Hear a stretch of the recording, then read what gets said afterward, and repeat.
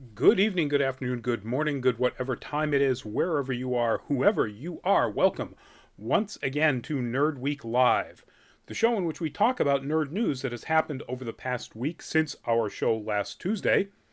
And we've got a lot of very interesting topics to talk about tonight. I'm Rodney Brown. I'm the editor-in-chief of Nerd Caliber, a first-person shooter as a cosplay photographer on Facebook and Instagram, Burley_adopter on Twitter, a couple of other places doing a few other things. Before we get into our first topic, and we will be jumping into them pretty quickly, let me ask you to check out that URL there. If you have a Twitch account, we'd love to have you go to twitch.tv/nerdcaliber and check out our stream. We stream there. We're doing it right now as I'm talking, as well as on Facebook Live and YouTube. And we're looking to build our following on Twitch. So if you have an account, please consider following us on twitch.tv/nerdcaliber. All right, we're going to get right into, this is the second week in a row that we've had to have news like this. And the news is that the amazing artist, George Perez, passed away this past Friday after battling cancer. He was 67 years old. Back in December, he revealed to the world that his cancer was stage 3 and terminal, and that he wasn't going to fight it anymore, which he had been doing for a while. He had retired for undisclosed health reasons from the comic book creating world back in 2018.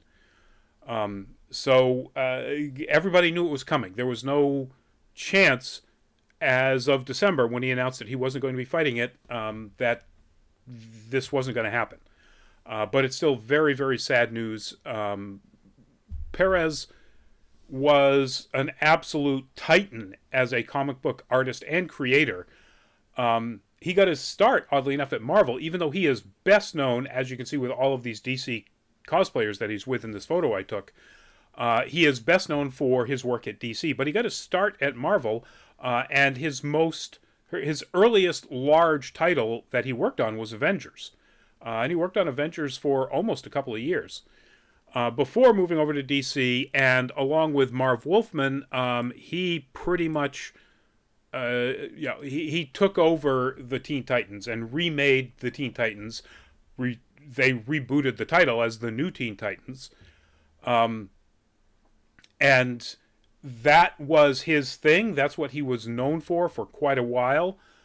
Until get some more Teen Titan absolute beautiful work here. What an amazing, incredibly detailed artist he was. But then he became just as well known for rebooting Wonder Woman. And he was the writer and the artist on that run of Wonder Woman, where he basically took the story and reincorporated all of the sort of hints and never deeply realized Greek mythology parts of her backstory and made it an absolute central core of who Wonder Woman is. So, what we know from the Wonder Woman movies about Themyscira and all of that mostly comes from George Perez taking those things that were, again, just sort of mentioned as part of her backstory and saying, we're going to define Wonder Woman as a product of this. She is at the very least, demigod. And people are going to know it. And that was, absolutely fantastic. Now, his work on Avengers was what led to him in the early 2000s to be picked as the artist for when DC and Marvel finally decided that it would make sense for them to make a crap ton of money by publishing a battle crossover Justice League versus the Avengers. It was, of course, George Perez that wound up taking on the role of the art for those issues. And he was just such an incredible talent. Let me go back to that photo that I used for the teaser. So this is 2015 Dragon Con Sunday late afternoon, maybe even evening. And I'm out there on the Marriott floor. And I see this group of DC cosplayers. I think, well, this is a pretty good group. It's it's diverse and it's got a bunch of really interesting characters. All right, so I asked if I could take a photo. And I'm snapping a photo, and then I see the cosplayers just start freaking out, looking over my shoulder. And I hear over my shoulder this voice says, "Do you mind if I get in the photo?" And it was George Perez. Only time, Luminous, welcome to the show. And yeah, we are also very sorry to hear about George Perez. But it's the only time I've ever actually interacted with him. I've seen him at some of the larger DC photo shoots when they did them out on I think it was the Hilton Steps there in Atlanta. But those are, I don't usually shoot those. They're enormous, and that's not the kind of stuff we do here because you can't pick people out in those giant shots, other than the guy in the Hawaiian shirt who always stands out. So this is really the only time I ever interacted with him at all, and he was just the nicest guy, absolutely humble. There was no hint in his voice that there was no chance for me to say no, even though there wasn't. There's no way I was going to say no to George Perez. But, he just asked, do you mind if I get in the photo? And I'm like, and of course they were all just, come on, please, come here. So it was just a wonderful encounter. He is, in my limited experience with him, everything that everybody's ever said about him. Just a wonderful human being. And obviously, from looking at the artwork that I put up there, an amazing, talented creator, artist, and writer. And it's very sad. Our condolences to his family, to his friends. And he counted an awful lot of people in the cosplay community as his friends, as close friends. And, of course, to all of his fans all around the world. He will be missed. And I hope things are easier for him at this point. But, I don't like a world that he's not in. So, moving on to our next topic, and this, I think, is as wonderfully affirming as the news of George Perez no longer being with us is sad. And that is the next Doctor Who has been cast. This is the next Doctor Who, Ncuti Gatwa, known to those people who have watched this, and I haven't yet, from the British Netflix series Sex Education. He's won a Scottish BAFTA playing this character Eric Effiong on that show, and is nominated for the regular British BAFTAs for that show for this year's BAFTAs. I think it's absolutely fantastic that they've done this casting. Following on with finally getting rid of the white male thing and doing, a woman in Jodie Whittaker as Doctor Who, and then knowing that Jodie Whittaker is leaving, this is her last season, that they need to announce the next Doctor Who, and it is a black man. Thank you, Russell T. Davies and the casting people there. Now, Russell T. Davies is coming back. Russell T. Davies was the man who rebooted the series, back when they brought on the Ninth Doctor, whose name is escaping me right now. God, it's killing me. Anyway. So, and then he left, of course, but he came back or will be coming back and running the show from this point on. And in his own words, how does he put it? Sometimes talent walks through the door and it's so bright and bold and brilliant, I just stand back in awe and thank my lucky stars. Ncuti dazzled us, seized hold of the Doctor and owned those TARDIS keys in seconds. I'm looking forward to it. I'm really looking forward to seeing what both Ncuti brings to the role and what Russell Davies brings back to the role, frankly. So, good on them. Jodie Whittaker is running through the end of this current season. I think they usually do these changeovers around the time of the Christmas special, so my guess is that it won't happen until the end of this year, and maybe there'll be a break in it. Maybe it won't happen until the next season picks up, in 2023. So, but we'll see. So again, kudos to the BBC, to Davies, and congratulations to Gatwa for landing this role.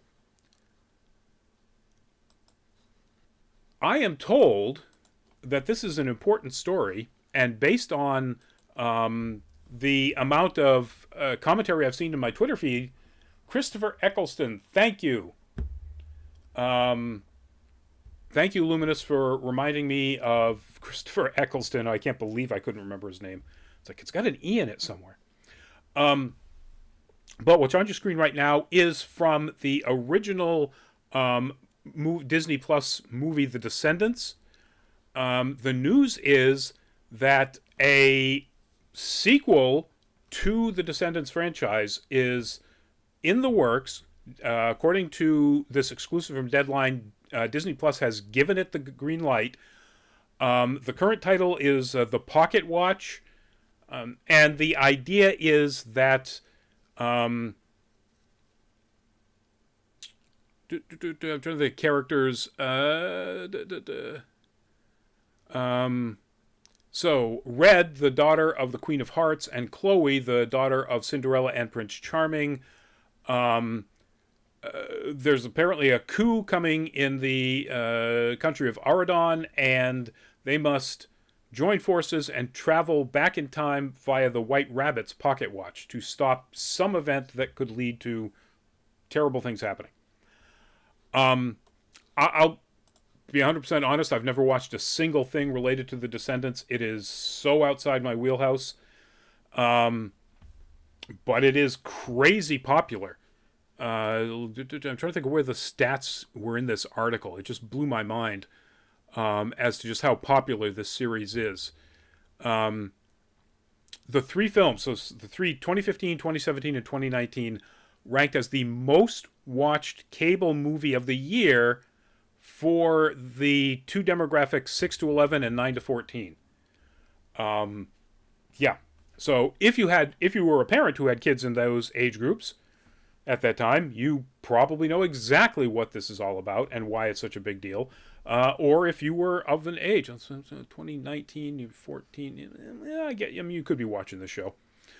Then you probably understand why this is such a big deal. I don't, but no, it is, according to everything that I'm seeing and reading. So, just been given the green light. Nothing in this article about when it's going to happen. But no, it's going to be, and it will be a musical like almost all the others. As somebody, when the first one came out, called it, it's like High School Musical, but fantasy. Look forward to it, folks, for those of you who are looking forward to that sort of stuff. All right. Back into a sad and very important story. All right, these are a group of enforcers for PAX East. As a photo I took this last PAX East, this is the group of enforcers that were working the main studio or the main stage area. The reason the photo is up there is just to show you what a tight, cohesive group the enforcers are at PAX East. They're wonderful, they do a great job, and they all really like their jobs. And the news, unfortunately, is that out of PAX East, one of the enforcers caught COVID and within a week died. That enforcer was not in that image, and I'm not going to bring the image back up just because we don't want to make any sort of association between the two. The enforcer's name was Dawn Wood, called D-Star. And apparently, according to all the reports from D-Star's, or for Dawn Wood's family,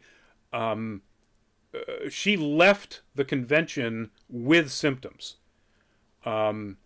And within a week, and her struggle with it was right out of the gate very difficult. For whatever reason, I don't know, she didn't wind up going to the hospital. And then on Saturday, April 30th, she apparently didn't respond to any messages from her parents and her mother, and they asked for a wellness check. and the police found her dead. Um, so first, one thing is, I brought this up at the recent Free Comic Book Day, and some people who are, say, not big on the concept of wearing masks or things like that, mentioned that they thought it was really odd that she died within a week of, PAX East. And first off, the Omicron and all of its subvariants, the gestation period is 2 to 4 days. This isn't like the original where it could be as much as a week to 2 weeks before anything showed up. 2 to 4 days, according to the CDC. So she could very well have been exposed. They show up early, obviously. So she was undoubtedly there Wednesday, certainly there Thursday, because it was open Thursday. And Thursday to Sunday is 4 days. That's plenty of time for the gestation period to work and for her to get sick. It was reported by her family that she left the convention with symptoms. And we don't know what her health status was like. The photo on her GoFundMe page shows that she is overweight. She may have any of the conditions that are associated with that, like diabetes or heart disease or hypertension. She might have had any kind of respiratory issues. She might have had asthma. She might have had COPD. We don't know. So to say that it's unlikely that somebody's going to die from COVID in 1 week when you don't know anything about the person is just a silly statement. The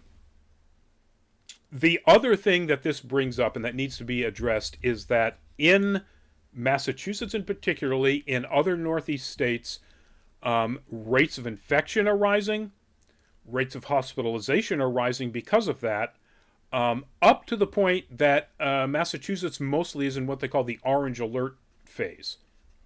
It's not a red alert, but it's still concerning. And because of that and the fact that it's happening on the West Coast as well and other places, the CDC has returned to its guidance that if you are inside, you should be wearing a mask, and not a cloth mask, a KN or an N95 mask. Now, every municipality, including Boston, has dropped their mask mandates. The convention center that PAX East was at had it, and they enforced it very well. I'll give them that. The enforcers did a great job enforcing the mask mandates for the most part. As does since it's the Heinz, which is where Anime Boston is going to be happening in 2 weeks, a little over 2 weeks, the Heinz is part of the same convention center authority, so they have the same rules. And Anime Boston will have the same rules. Proof of vaccination, must wear a mask at all times. You should do this, folks, if you're going to any event of any kind, whether it's a nerd convention or what have you. I was masked at Free Comic Book Day. There were plenty of people who weren't. That's their choice. It is my choice to try to stave off when I get COVID for as long as humanly possible. And if you are smart, you will do the same. Luminous, I read an article that blamed the lax COVID restrictions in Boston rather than PAX East. I was not there to judge myself. It's almost impossible to say. In the one photo of her, which was taken on the show floor, she is not wearing a mask. Now, maybe it was taken before the show floor opened, and because there is no crowds around her, she's at a booth, which has a Mind Flayer figurine, full-size, human-size figurine that people were posing with. So it may be that she went out to eat. It may be that her hotel or whatever, that she caught it. We don't know where she caught it. She caught it while she was at PAX East. So you could certainly blame the fact that Boston has pulled its mask mandate, and there are plenty of people walking around Boston without a mask. But who knows? Now, having said that, at the beginning of April was Wicked Comic-Con at the Westin Hotel, which is attached to the BCEC. And it was a much smaller event. It was a one-day event. It was, at tops, I think, a few thousand people. And two of my friends came out of that with COVID. PAX East was tens upon tens of thousands. I wouldn't say it was like the 75 to 85,000 it normally is, but it was probably 50,000 people over the course of 4 days. And it was very strictly enforced within the convention center anyway of mask mandates. And at least two of my friends came out of that with COVID. One of which is struggling with it pretty badly right now.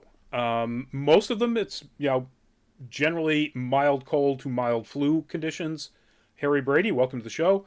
But one of them is really struggling with it. And, fingers crossed that they get, better and or get the medical care that they need to get better. But, there's clearly a spike starting. It's entirely up to you. If you see me wearing a mask, don't give me crap.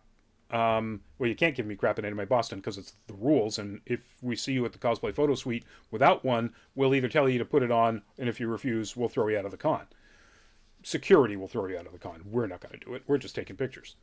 But, if you see me at any other event, literally until I either get COVID or all the indications are that this spike has worn its way down and there's, not much to be worried about, I'm going to be wearing a mask in public. I suggest everybody who's listening to this does the same. Anyway, that's enough preaching. Let's get on to the next topic on our list tonight. The reboot of Quantum Leap has been given an Order 2 series by NBC. It will be in the upcoming fall lineup. Apparently NBC is one of the very earliest to do these fall lineups. Harry, RIP to George Perez, absolutely Harry. It's very, very sad news. But this reboot starring Raymond Lee, which is about people who are going after Scott Bakula's character from the original series, trying to figure out what went wrong, and similar sort of things happen, although I don't think it's literally him jumping into other bodies. Apparently there's going to be some reshoots, according to this article, from the pilot, but that was, according to this, related to the direction of the pilot, the director, and the directing work of the pilot, and not the cast or the story. And Harry, all right, if you retracted that message, I won't agree with you that this sounds interesting, but it does sound interesting. Anyway, so you get to check it out this coming fall. So if this was something that you thought was up your alley, then go for it. It's happening. And on NBC, not Peacock. This is not going to be streaming. And pardon me, folks. Well, it may be streaming on Peacock, but it will not premiere on the streaming service. It will premiere on the broadcast NBC. Next up, I'd never heard of this.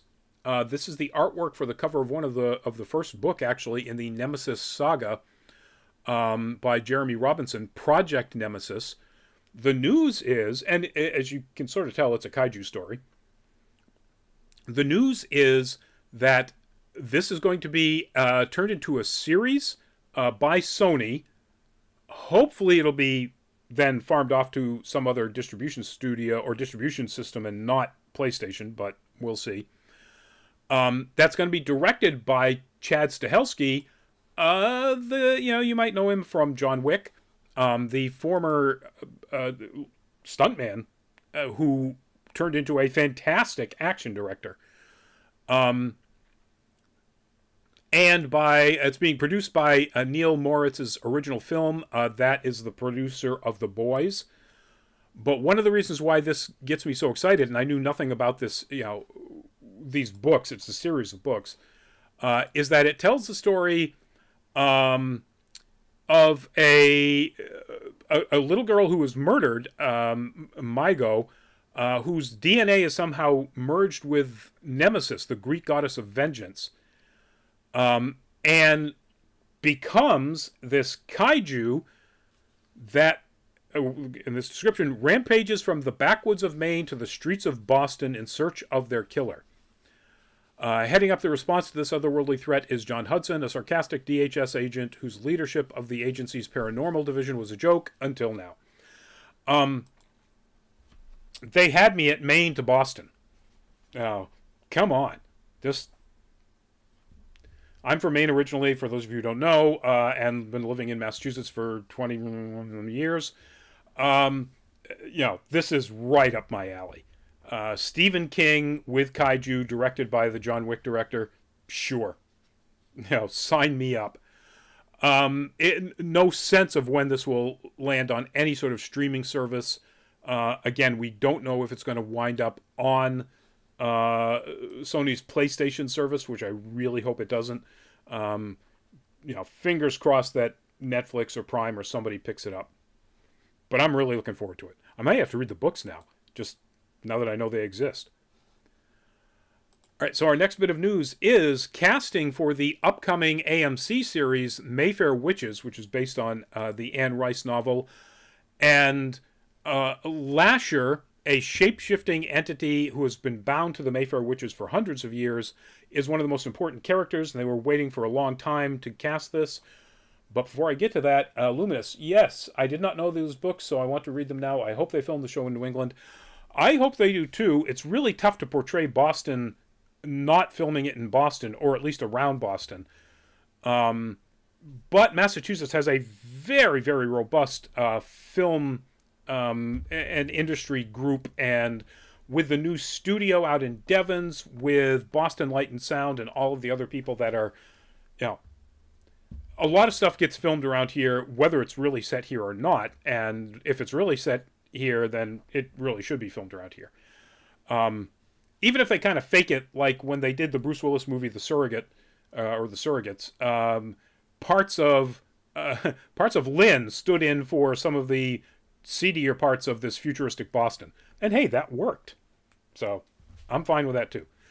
But the news with this Mayfair Witches is that they've cast this character, Lesher, and it's going to be Jack Houston, most recently from the House of Gucci, but who you may know, and I may know, much better as Richard Harrow from Boardwalk Empire. An absolutely fantastic role, done wonderfully. World War I veteran who is wearing essentially a prosthetic half of his face, because half of his face is severely disfigured. And it's just a really, really interesting, complex character. And Houston did a great job. So I'm liking this idea. I don't know really that much about Mayfair Witches. Most of my Anne Rice stuff is obviously about Lestat and the vampire stories. But it's apparently pretty popular, and AMC does a really good job of adapting this sort of stuff. So, fingers crossed that this turns into something really good. It is going to be 8 episodes. It's in production in New Orleans, and it will debut on AMC and its streaming AMC Plus, quote, later this year. So kudos to Houston for getting this. I don't want to say Houston.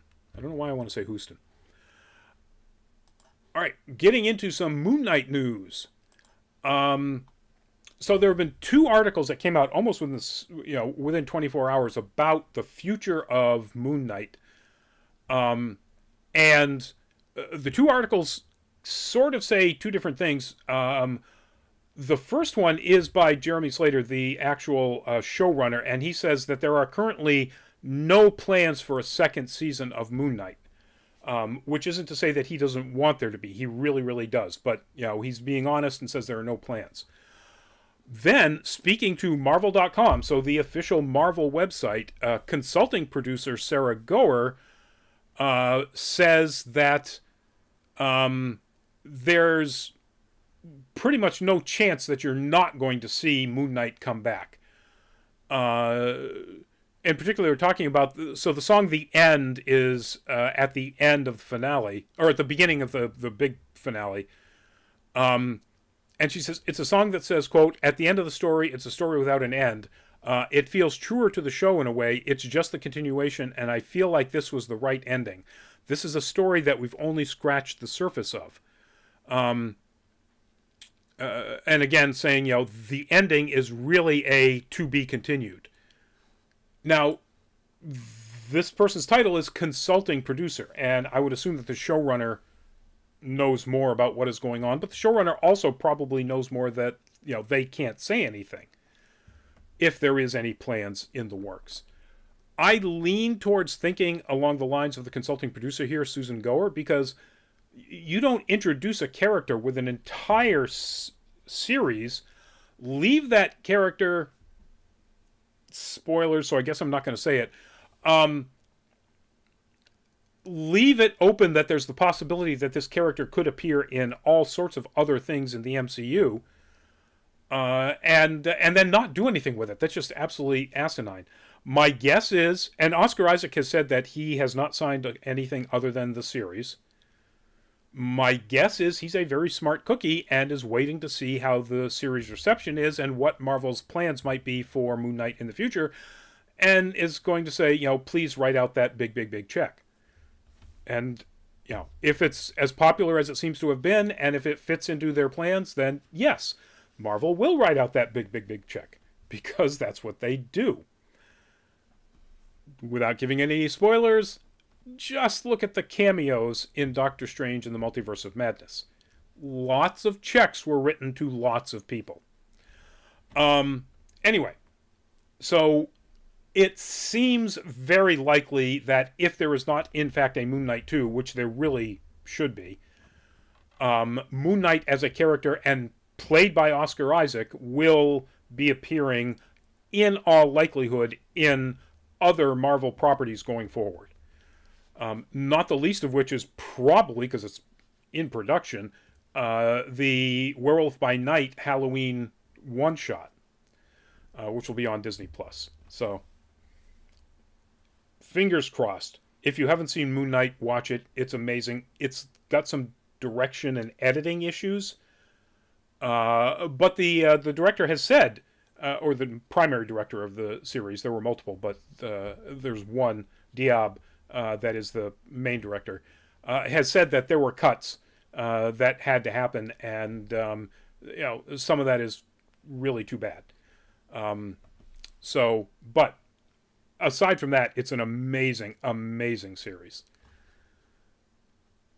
All right, moving on to the first of our roundup of trailers. The latest trailer for House of the Dragon dropped. It looks really good. It adds more character moments. It really captures a sense of Westeros under the Targaryens more than previous teasers have. It looks better than I thought it did in the past teaser, and I really like the way it looked in the past teaser. So I really think this looks good. You should check it out. It's hitting in August of this year. August, when? 21st. And, it really gives you a sense of the best parts and feel of the previous Game of Thrones series. Seasons 1 through 5 or 6. It really feels like that kind of a story, that kind of cinematography and scope and everything else. You also get even better views of the dragons, and it's wonderful. Just check it out. I think if you're at all interested in this, you'll be even more interested once you check out this next teaser trailer. The next teaser trailer, this is a scene from one of the new 9 segments in the upcoming, they call them volume, not seasons, volume 3 of Love, Death, and Robots. when they dropped the last teaser, when they made the announcement of the fact that it was dropping on May 20th, they did show an awful lot of stuff from previous volumes, which had got me confused. This shows just stuff from the upcoming Volume 3, and it looks gorgeous. It also looks like it's more varied in animation style than what we saw in Volume 2. Which is not to knock the animation in Volume 2, it was really good, but this varies wildly from just really good 2D, almost cell shading animation to this gorgeous, painted, highly super detailed, fantastic piece of artwork. This particular segment, I don't know if I'm going to like the story, but I'm just going to have my jaw in my hands looking at the art. Harry Brady, yeah, it does look great. Love, Death, and Robots. I loved Season 1. I liked Season 2, Volume 1, Volume 2. I'm really looking forward to Volume 3 just based on, these images. So we'll see how the stories play out.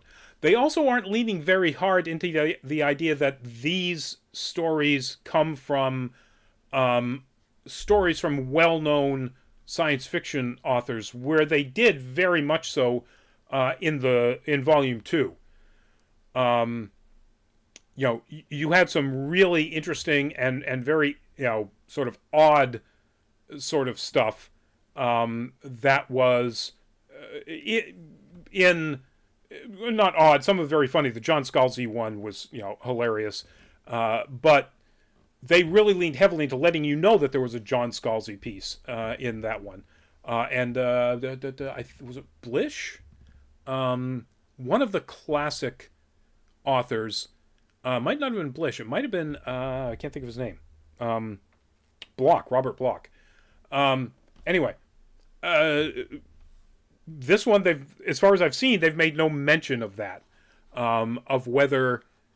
I'm going to look through the article here if it says anything about it. No, it's just a very short article on The Verge here. Produced by Tim Miller and David Fincher, streams on May 20th. So we've already got it on our schedule for, I think we're skipping a week. So I think it's on June 2nd, but I have to look at our Full Fat Spoiler Chat. It's on our Full Fat Spoiler Chat already. Harry, I'm excited for the Guardians of the Galaxy Holiday Special. I am too. Not quite the same thing, but yeah, it's James Gunn. I'm so excited for anything he's doing. Guardians 3, I'm really looking forward to. Adam Warlock, please. I've been a fan of that character since he was introduced as him back in, the Fantastic Four. Yes, I'm that old. But anyway, May 20th, Love, Death, and Robots, folks. Check it out. Check out the trailer. Our next trailer is the latest and what they are calling the final trailer for Obi-Wan Kenobi, the Disney Plus series dropped. And it just adds to the awesomeness.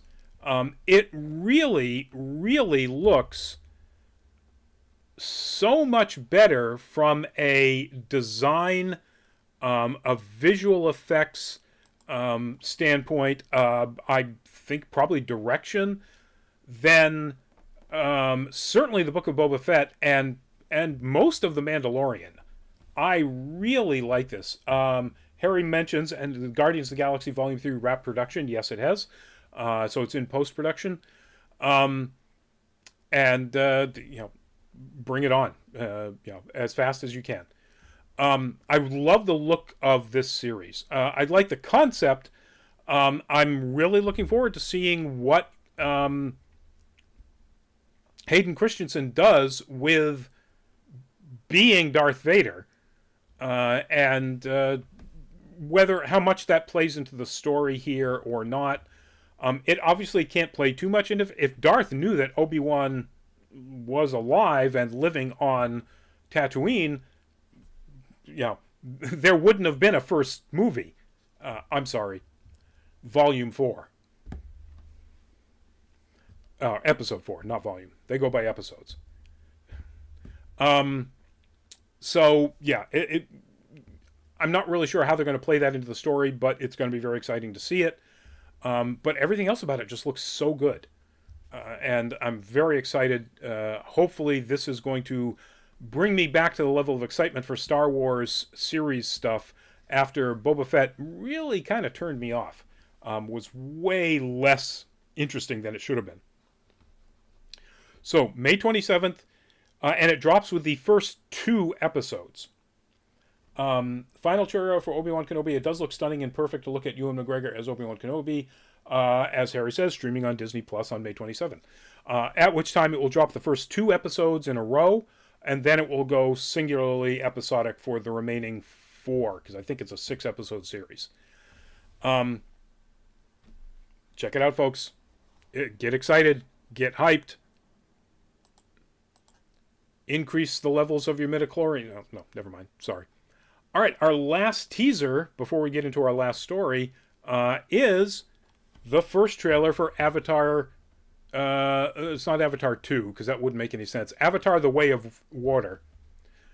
Now, this is, as has been said, all along, the first sequel of 4 planned sequels to the movie Avatar.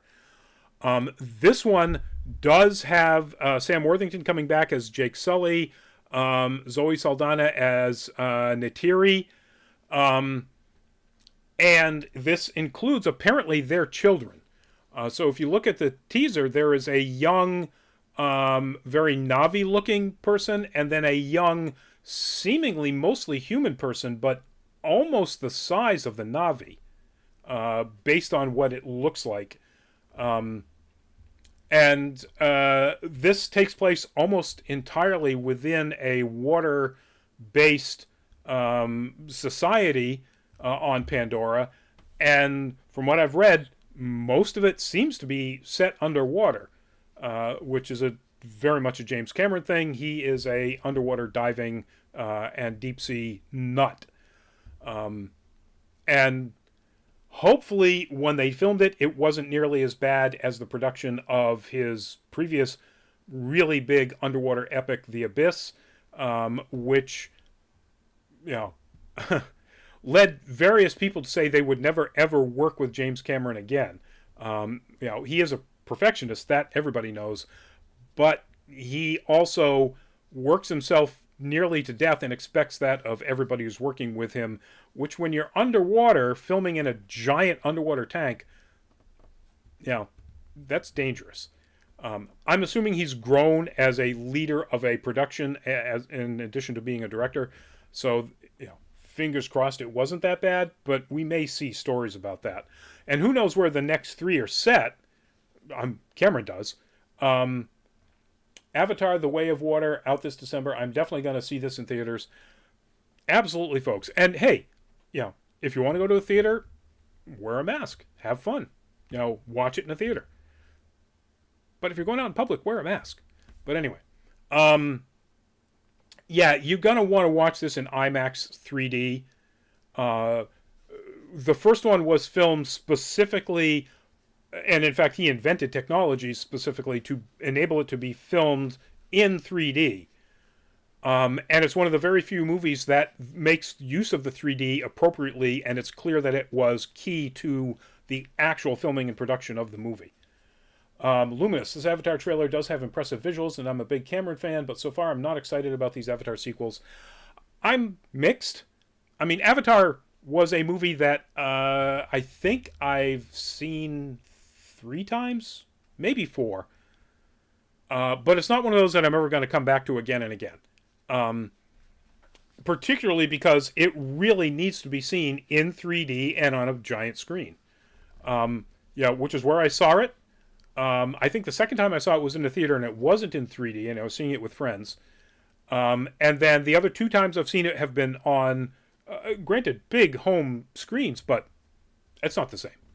And I'm assuming these are going to be the same way too. Now, the last one made $1 gajillion, and these sequels are probably going to make $1 gajillion whether they're good stories or not. So, but if you're a fan, and if you want to see the amazing visuals, like Luminous pointed out, go check it out. The teaser is out, and it's it's really impressive. In no small way, the improvement of how they've mapped the actors' actual expressions onto the faces. You look at how amazing they were in the first movie, and then you look at some of the stuff in this trailer, and you go, oh, technology has improved. So we'll see how that pans out. But yeah, this December, as Harry pointed out, is when it drops. And let's hope, even if, let's hope that things is so relaxed with COVID that you can go without a mask. But if you can't, go with a mask and have fun. All right. I didn't miss this last show because it didn't drop then. It dropped this last Thursday. But I missed it last Thursday. But luckily, I didn't miss this reaction article about it that happened just today. What I missed was that in addition to Walker Scobell being cast as Percy Jackson in the upcoming Disney Plus product, they announced on Thursday the casting of Grover and Annabeth. And those are, respectively, to the right, Aryan Simhadri is going to be Grover, and to the left, Leah Jeffries is going to be Annabeth. And cool, excellent. They are of the appropriate age. Lucas Maniero, hi, welcome to the show. And I think that's fantastic. The articles that dropped today was Rick Riordan, the author of the Percy Jackson books, and one of the executive producers deeply involved in everything to do with this Disney Plus series, posted on his blog criticism of people who have been complaining about the fact that they cast a black actress for a role that he in his books described as a white girl. And he said, to paraphrase, I created the characters. I'm involved in the casting decision. If this is what I think is the best choice for Annabeth, it's the best choice for Annabeth. Nobody knows better than me. And also, he said to those people, if you are objecting to the casting of a black actress in a role that I had once described in those books as white, then the only reason you are objecting is skin color, and that makes you a racist.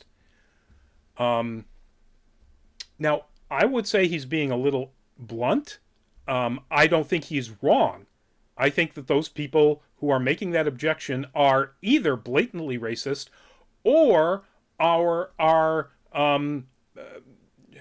secretly isn't not the right word, but subconsciously racist, because it's built into our society. I spent decades getting rid of the racial garbage that came from growing up in the 1960s and 70s in rural Maine. So I know that it's in so many more people than people would like to admit. I admit it. And I fight against it. And I've been fighting against it for decades. But as the song in Avenue Q says, everybody's a little bit racist. So, Riordan is absolutely right to call these people out. Either understand that your objection is based on your subconscious biases, and that it is a racist statement, or accept the fact that you're a blatant racist. Either way, this is Annabeth. This is going to be Annabeth for the entire series. Enjoy it. And absolute kudos to Disney for making the casting, and Riordan, who, as he says, is very involved in all of this. Absolute kudos to Riordan for basically telling people who are complaining about this solely based on the fact that a black girl cast in the role that's been described as a white girl to go piss up a rope, basically. Good on you. And he makes the very valid point that this series was written about how people who are different work better when they work together. And the cast is portrayed as people who are different. And the reason they're done this way is that he made this story up. It was bedtime stories that he was telling to his neurodivergent son. And, you know, if you've got a problem with a guy who created this entire universe to basically make his neurodivergent son feel better about the fact that he is not typical of most of society, making a choice that is divergent from what you expect, yeah, you got to look at yourself in a mirror, don't you? Oh, but anyway, kudos to them. I think this is a wonderful choice. It's wonderful casting. I said right out of the gate when we had the story a couple of weeks ago where they cast Walker Scobell as Percy Jackson. If you haven't seen The Adam Project on Netflix, you know, the Ryan Reynolds movie in which he plays basically young Ryan Reynolds, watch it. This kid is a phenomenon. And good on them for doing the right thing. I think based on that casting, their casting choices look like they're going to be really solid. And if Reardon says Leah Jeffries captures the spirit of Annabeth better than anybody that they tested, you know, how can you complain? Now, he wrote the character. He knows. So, anyway, that's it, folks. That's our show. This coming Thursday for Full Fat Spoiler Chat, we will be doing Moonshot, the romantic comedy that came out a couple of months ago, actually. So check that out. We will be spoiling it, of course, if you haven't seen it. So, you know, forewarned.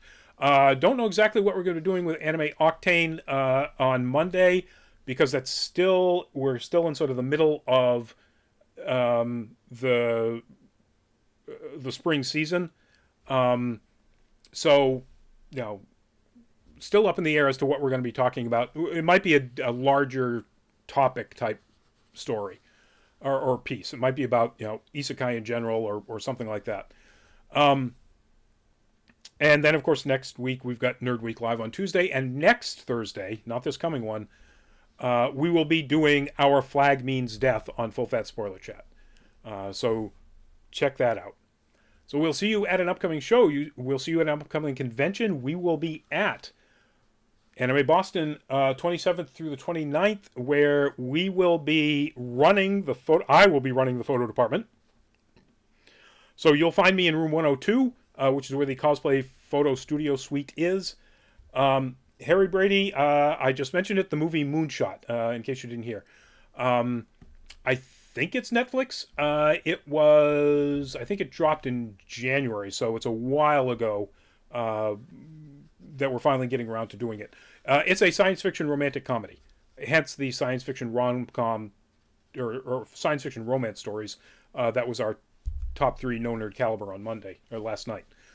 But anyway, I'll be running the photo department. Nerd Caliber will have its press team at a Community Row table out in Community Row, which is where you can talk to various members of Nerd Caliber, and that's where we'll be doing our video interviews and so on.